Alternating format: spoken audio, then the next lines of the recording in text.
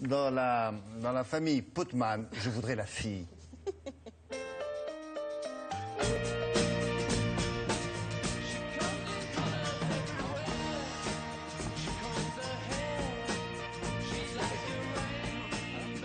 Putman, c'est un nom qui vous dit quelque chose, même si vous ne vous intéressez pas de très près au design. Il y avait André Putman, la grande dame de la décoration en France et à l'étranger, disparue en janvier dernier. Oui, mais il y a désormais Olivia.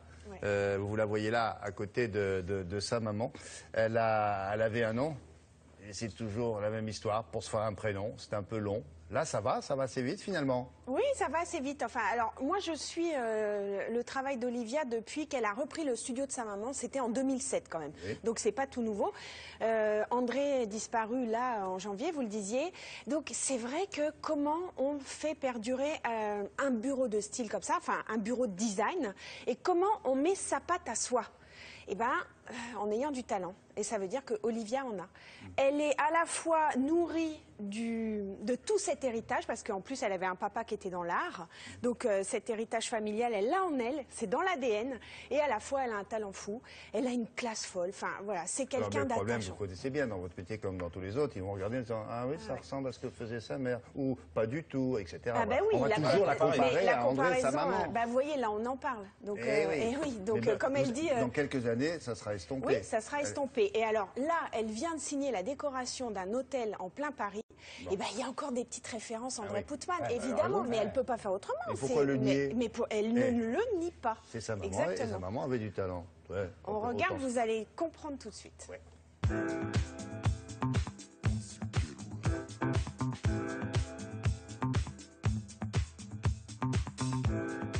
C'est une longue aventure avant tout, puisque ça fait quelques années qu'on a commencé ce projet. J'ai commencé avec André et puis j'ai repris tout ça parce qu'elle a décidé de me laisser voler. Et voilà, donc il y a des clins d'œil sur le damier. Mon idée était de créer un écrin et un petit appartement parisien et d'essayer d'être le plus loin possible du bon goût international où on ne sait plus où on est. L'idée était vraiment de reprendre tous ces codes comme le parquet, trouver une petite patère dans l'entrée pour poser son manteau, donner du confort.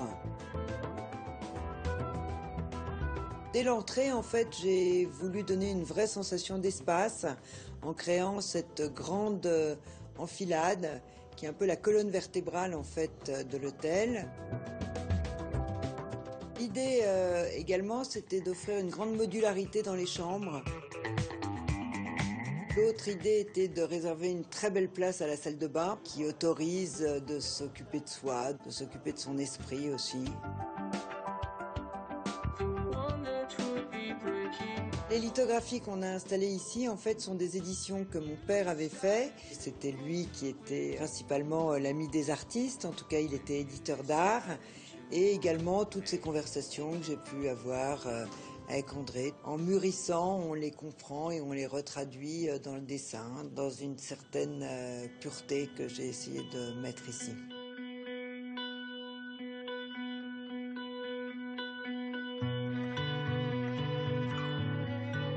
Je viens de dessiner une carafe pour une maison de Cognac. Également, je fais de la porcelaine pour une des seules maisons françaises qui est restée vraiment à Limoges. J'ai également imaginé une ligne de mobilier accessible à tous.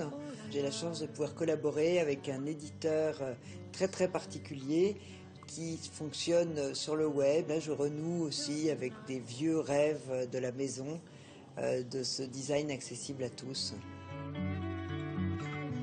Si André était assise là, elle est presque assise là, je crois qu'elle serait très contente parce que c'était un souhait qu'elle avait depuis longtemps et de voir que le souhait marche, hein, on a des tas de souhaits qui ne marchent pas, mais là ça fonctionne et je crois qu'elle serait très contente et assez fière.